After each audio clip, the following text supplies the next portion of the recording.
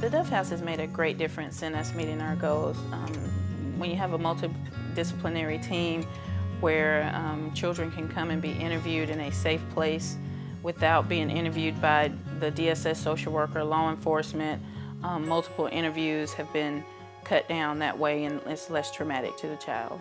My goal is to get every detail of the incident that happened without traumatizing the child, but keeping it legally sound. While the interviewer's talking with the parent, the team is coming. Now the team would be law enforcement, Department of Social Services, someone from the district attorney's office, mental health, medical, guardian ad litem, whoever needs to hear what that child has to say is assembling in the team room. I am the voice, the person that is sitting in there directly with the child so that they are not afraid. But in another room, the whole team is assembled that is watching this interview. And I wear an earpiece when I'm in the interview, so it is a team interview.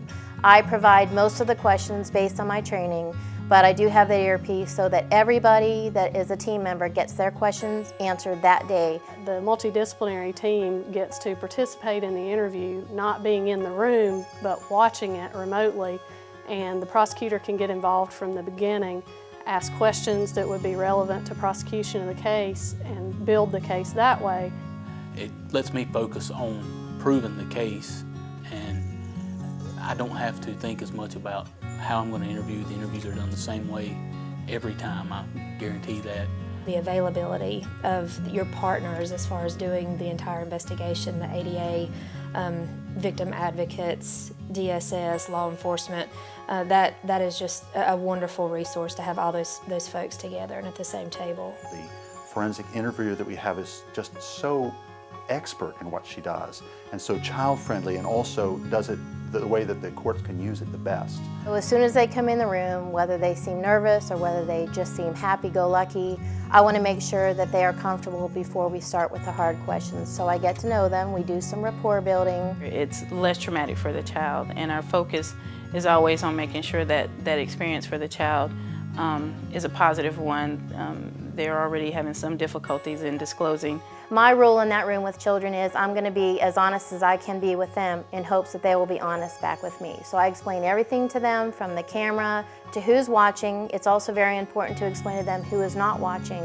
which is their family that is gathered in the family room. We have what we call case review meetings or multidisciplinary team meetings where the victim advocate steps in and says, well, this is how the child's doing, they're in therapy, they're not in therapy. So we do that every other Wednesday to make sure that no case gets pushed to the back burner or that no case falls through the cracks.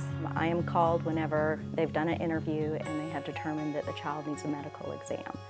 And during the medical exam, what we hope to achieve is putting the child at comfort at the beginning by doing just the basics, the eyes, ears, nose, throat, listening to the heart. And we do allow the parent to come into the room, and the parent can sit in the chair right next to the child and be there to comfort the child. The exam room itself, we have blankets that are actually donated and knitted by people in the community that the child is able to put, instead of like a sterile sheet over their lap, we put a homemade blanket that they get to take home. In order to do their job, if it's whether law enforcement or a district attorney's office, they've got things to do. They've got limited time, limited resources.